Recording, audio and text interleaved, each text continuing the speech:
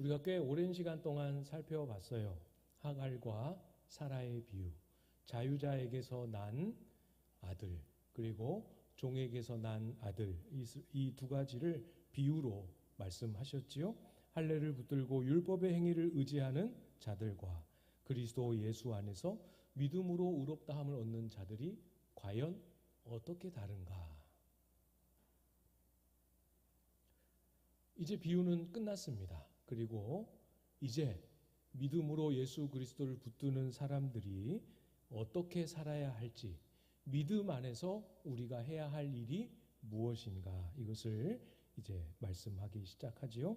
1절 말씀을 보시면 그리스도께서 우리를 자유롭게 하려고 자유를 주셨으니 그러므로 굳건하게 서서 다시는 종의 멍에를 매지 말라. 예수 그리스도께서 저와 여러분을 자유롭게 하기를 원하셨습니다. 원하기만 하지 않으시고 무엇을 하셨죠? 본문에 나와 있습니다. 뭘 하셨죠? 네, 실제로 자유를 주셨습니다. 자유를 얻으라가 아니고 이미 자유를 주셨습니다. 그래서 그 이후에 나오는 명령의 말씀도 보십시오. 굳건하게 서서 다시는 종의 멍에를 매지 말라. 자유를 얻어라가 아니고 이제 주신 그 자유를 굳건하게 서서 지켜라. 모든 힘을 다 동원하여 놓치지 않도록 붙들고 지켜내라 말씀하십니다. 그리고 다시는 종의 멍에를 매지 말라 말씀하고 계시죠. 두 가지입니다. 굳게 서라, 굳건하게 서라. 그리고 종의 멍에를 매는 곳으로 돌아가지 말라. 이 명령을 우리가 가볍게 여기거나 또 우리에게 멀리 있는 명령으로 여기면 안 됩니다. 갈라디아 교회 성도들에게 주신 말씀, 할례를 고집하는 그리스도인들에게 주신 말씀, 이렇게만 생각하면 안 되는 거죠. 이미 증명이 되었습니다. 뭐가요? 수많은 인생들이 아주 지독하게도 종의 멍에를 매는 곳으로 너무 쉽게 너무 빨리 되돌아간다 하는 것이 성경 안에서 증명이 되었습니다. 하나님은 이스라엘 백성들을 큰 능력으로 애굽에서 종 노릇한 데서 건져내셨지요. 이스라엘 백성들은 하나님이 주신 그 구원, 하나님이 주신 그 자유를 지켜내지 않았습니다. 지키려고 하지 않았습니다. 조금만 힘들어지면, 조금만 어려운 일이 찾아오면 어떻게 했습니까? 아시죠? 어떻게 했습니까? 돌아가려고 했습니다. 애굽을 이야기했습니다. 애굽의 어떠한 부분을 그리워했습니다. 그리고 지금 이 광야에서의 삶의 형편을 원망하고 불평했지요. 그 기록이 굉장히 많이 기록되어 있지만 한 부분만 제가 읽어드리겠습니다. 출애굽기 16장 3절인데요. 이스라엘 자손이 그들에게 이르되 우리가 애굽 땅에서 고기 가마 곁에 앉아 있던 때와 떡을 배불리 먹던 때에 여호와의 손에 죽었더라면 좋았을 것을 너희가 이 광야로 우리를 인도해 내어 이 온 회중이 주려 죽게 하는도다. 엄청난 말이죠. 종이어도 좋으니까 고기 가마 곁에서 실컷 바베큐 먹으며 거기서 하나님 손에 죽는 게 이 광야에서 하나님의 백성으로 고생하는 것보다 낫겠다. 상상할 수 없는 말을 쏟아냈습니다. 제가 말씀드렸습니다. 수많은 인생들이 종노릇한 대로 쉽게로 돌아간다는 게 성경 안에 입증이 되었다고. 이스라엘 백성만 그러는 게 아니라 우리도 똑같지 않습니까? 거듭난, 성령으로 거듭난 약속의 자녀인 것을 우리가 지난주에 보았지요. 성령으로 거듭난 약속의 자녀입니다. 그렇죠? 그런데 우리가 거듭난 자녀라 할지라도 우리가 짊어지고 있는 이 몸은, 이 육신은 거듭난 자의 자유에는 길들여져 있지가 않아요. 하나도 모릅니다. 그게 뭔지. 이 몸은 여전히 종 노릇하는 삶의 방식에 익숙하게 길들여져 있습니다. 그래서 말씀하시는 거죠. 굳건하게 서라. 힘써서 발버둥 치고 애쓰고 거스르고 싸우지 않으면 나도 모르는 사이에 종 노릇하는 삶으로 금세 돌아갑니다. 이스라엘 백성처럼 그렇게 하지 말고 힘을 내서 실패하더라도 필사적으로 싸워 우리에게 주신 그리스도 안에 있는 자유뿐만 아니라 그 모든 보화를 지켜내실 수 있기를 소망합니다. 종의 몽해를 매는 곳으로 돌아간다 할 때 종의 멍에를 맨다, 이게 구체적으로 무엇인가 하는 내용을 이어서 말씀합니다. 또 왜 그렇게 하면 안 되는지, 그게 얼마나 무서운 것인지를 말씀하시죠. 2절입니다. 2절 말씀을 여러분이 한번 읽어주시겠습니다. 2절 시작.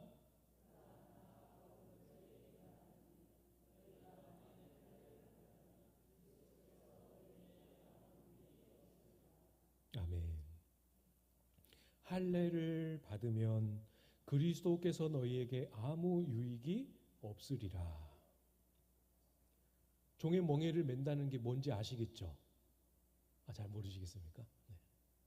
종의 멍에를 맨다라는 것은 당시에 갈라디아 교회 성도들의 상황과 입장에서 보면 예수를 믿고 거듭난 사람들이 할례를 받는 것이었습니다.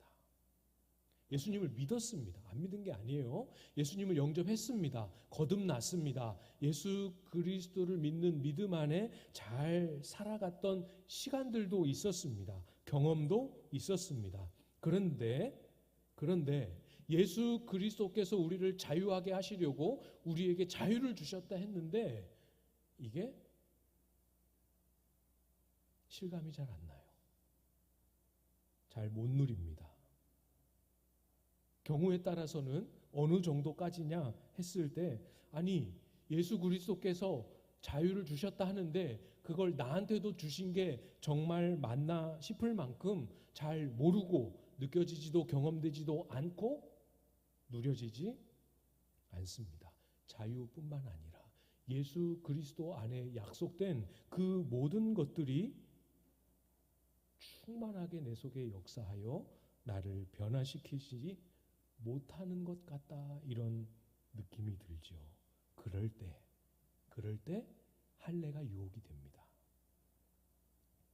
그렇게 주장하는, 예수님도 믿고 유대인으로 살았던 그 사람들이, 그러니까 언뜻 보기 굉장히 경건해 보이는 그 사람들이 주장하는 그 할례를 받으면 혹시 내가 좀 달라지지 않을까?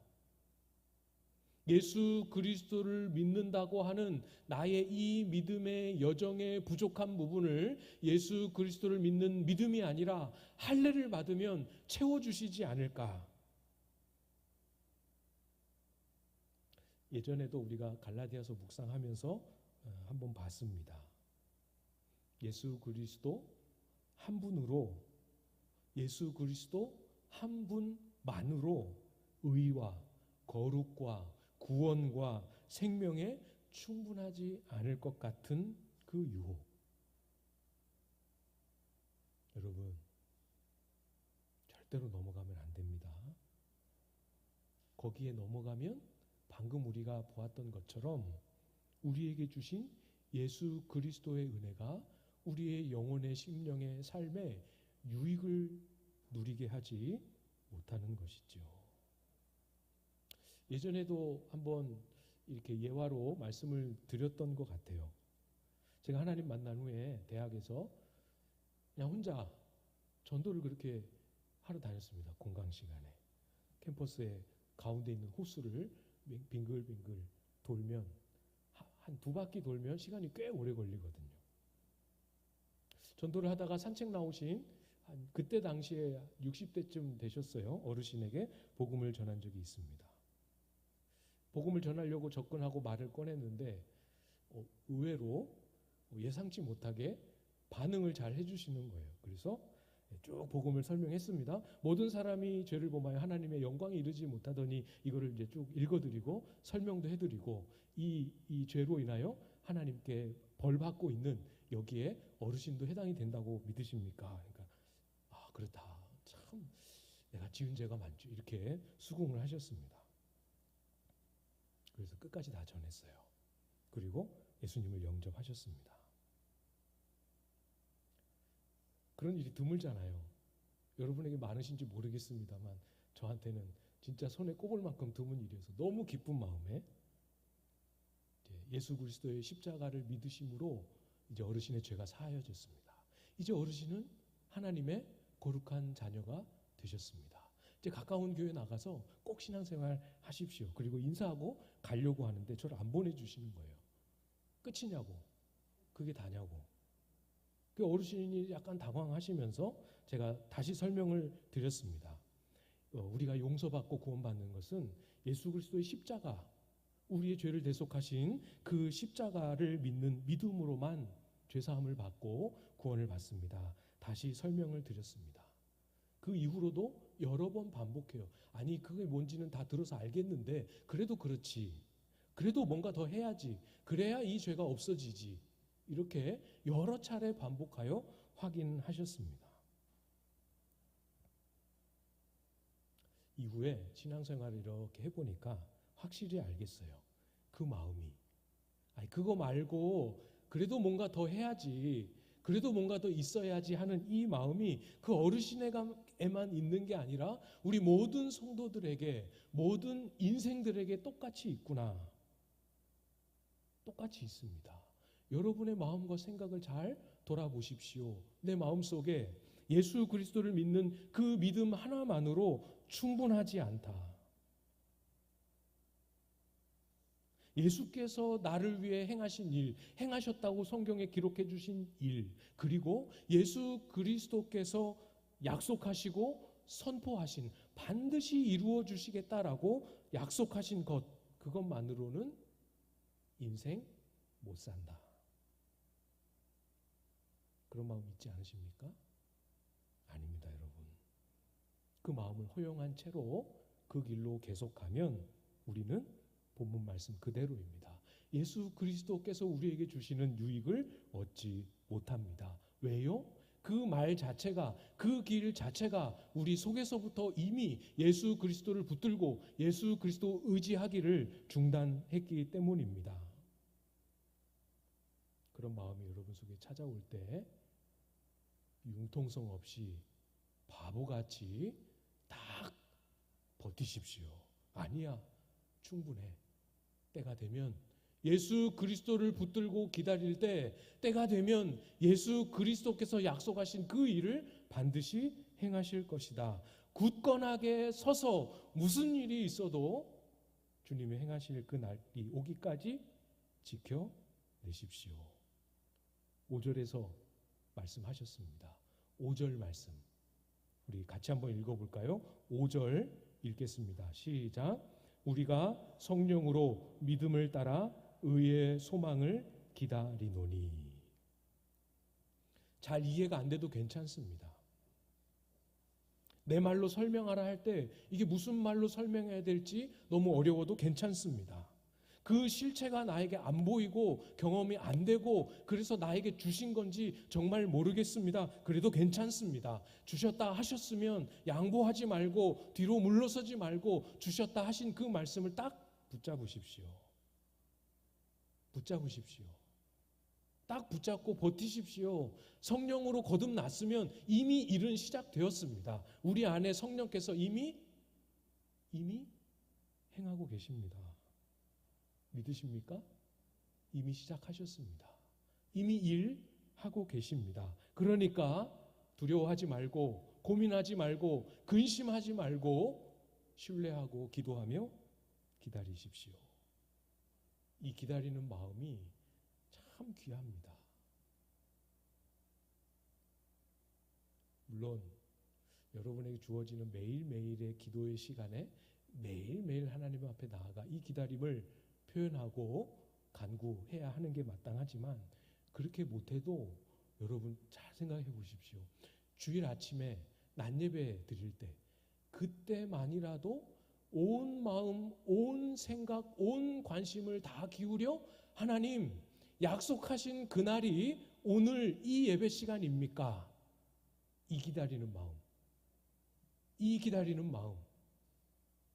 아무 일이 일어나지 않았을 때 그 다음 주일날 낮예배 시간에 또 오늘입니까? 그 다음 주에 또 아니라면 그러면 오늘입니까? 이 마음만 포기하지 않고 매주 주일 예배만이라도 이 마음을 신실하게 주님 앞에 가지고 가도 의의 소망이 우리에게 가까워 올수록 우리의 기도가 열리지요. 열립니다. 하나님, 어찌하여 저에게는 아직도 응답하지 않으십니까? 진실한 간구가 우리 속에 터져 나오며 기도가 열립니다. 아직 그 날이 오지 않았어도 의의 소망이 가까워 오기만 해도 예수 그리스도만으로 충분할 것 같은 믿음이 생기고, 그래서 예수 그리스도께서 주실 그 의의 소망만을 더 힘써서 간구하며 기다리게 되는 거지요. 기다리십시오. 지금 제가 기다리고 있습니다. 하나님 앞에 고백하며 기다리십시오.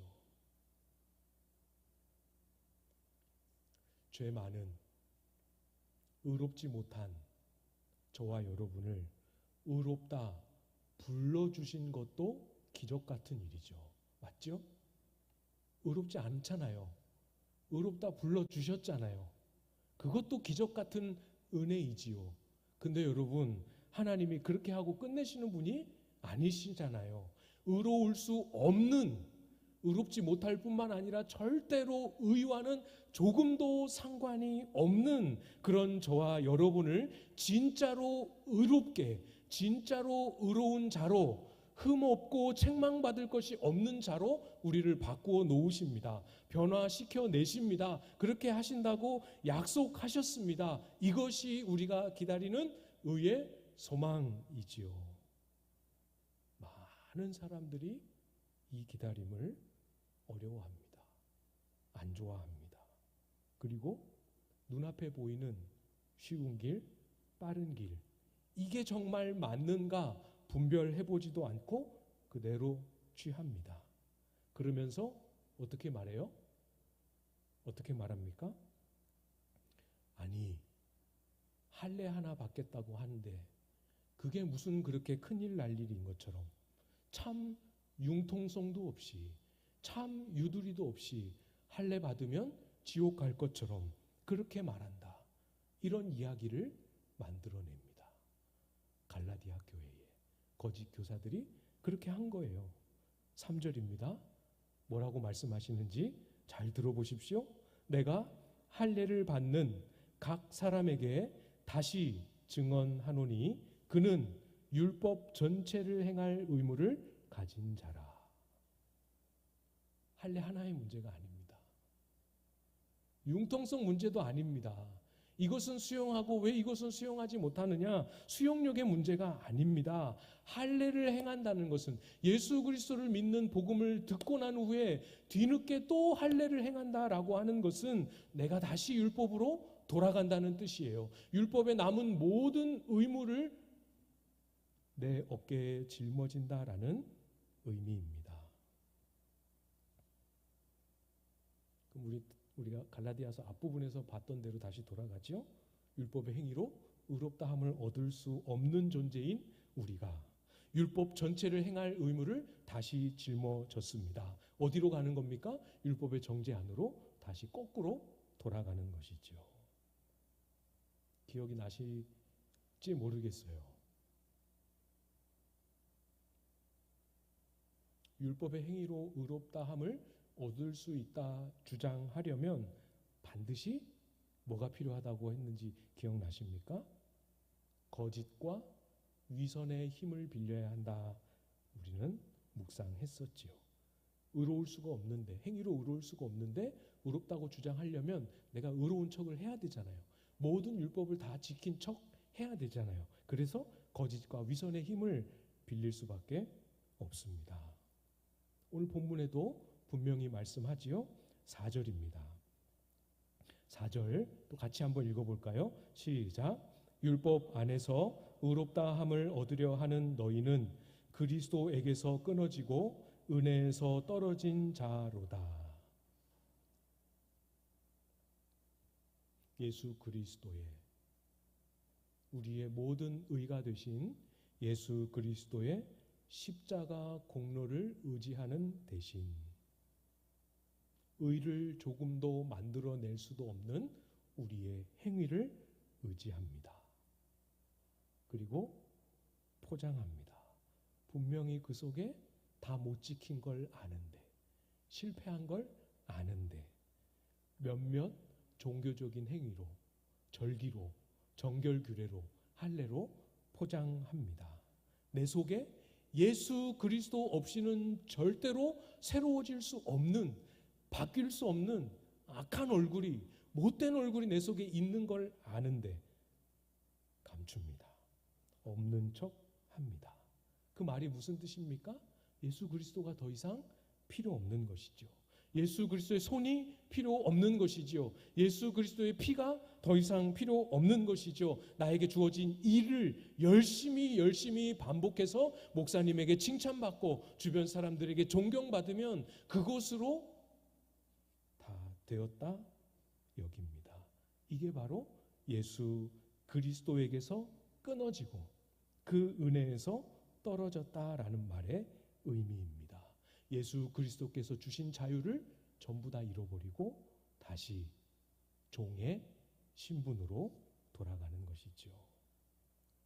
여러분, 예수님을 의지하지 않는 것, 꼭 예수님을 부인해야만 그런 게 아닙니다.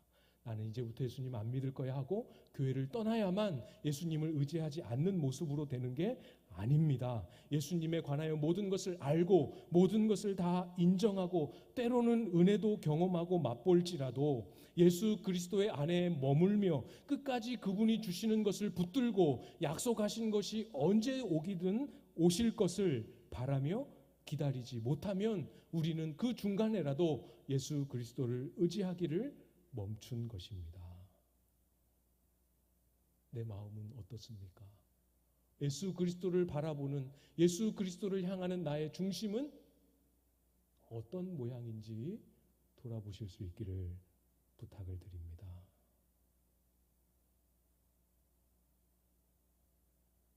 주님은 약속하셨어요. 그래서 이런 표현을 써서 죄송합니다만 죽이 되든 밥이 되든 믿고 버텨보자 하는 사람에게는 이루실 겁니다. 그 사람이 대단한 사람이 아니어도 약속하신 것을 이루실 거예요. 주님이 행하시는 그날 혹은 주님 다시 오실 그날에 그 손길을 죽이 되든 밥이 되든 끝까지 기다리며 버팀으로 예수 그리스도께서 입히신 아름다운 그리스도로 옷 입는 그런 모습으로 주님 앞에 서시겠습니까? 아니면 이 불확실함 속에 아무것도 보이지 않는 안개 속 같은 이 속에 지루하고 고된 기다리는 그런 방법은 다 버리고 내가 할 수 있는 종교적인 치장 몇 가지 함으로 예수 그리스도로 옷 입은 것 같은 그 모양을 따라하고 그 모양을 흉내내는 삶으로 우리에게 주신 이 인생의 복된 날들을 허비하시겠습니까? 진짜 예수 그리스도로 옷 입으시겠습니까? 예수 그리스도로 옷 입은 사람의 모양만 흉내 내시겠습니까? 지금 눈앞에 보이는 이 할례, 지금 눈앞에 보이는 이 행위, 이거 붙들지 않으면 큰일 날 것 같지만 안 그래요. 예수님 붙들고 기다려 보십시오. 기다리다 지쳐 떨어질 것 같으면 울며 불며 하나님 앞에 매달려 보십시오. 큰일 안 납니다. 큰일은 무슨 예수 그리스도께서 정말 약속하신 일들이 우리 속에 이루어지고 내가 사는 것이 아니라 내 안에 예수 그리스도께서 사심으로 그분이 나와 함께 하시고 그분이 나의 걸음걸음을 친히 말씀하시며 인도하시는 것이 무엇인지를 여러분의 삶으로 경험하실 수 있게 됩니다. 그게 바로 예수 그리스도께서 저와 여러분에게 주신 자유이지요. 믿으십시오. 믿고 기다리십시오. 틀림없는 길입니다. 우리 주님께서 십자가 위에서도 말씀하셨죠. 다 이루었다. 다 이루었다. 이렇게 말씀하시고 그 숨을 다하신 우리 예수님을 신뢰하고 붙잡으십시오. 성령으로 믿음을 따라 예수께서 약속하신 의의 소망을 신실하게 기다려 보십시오. 우리 주님은 반드시 주님이 정하신 그 때에 그리스도를 똑 닮은 의의 열매로 저와 여러분을 빚어 가실 것입니다. 그 자유 안에 굳건하게 서서 주님을 만나는 그 영광 저와 여러분 모두의 것이 될 수 있기를 주님의 이름으로 축복합니다.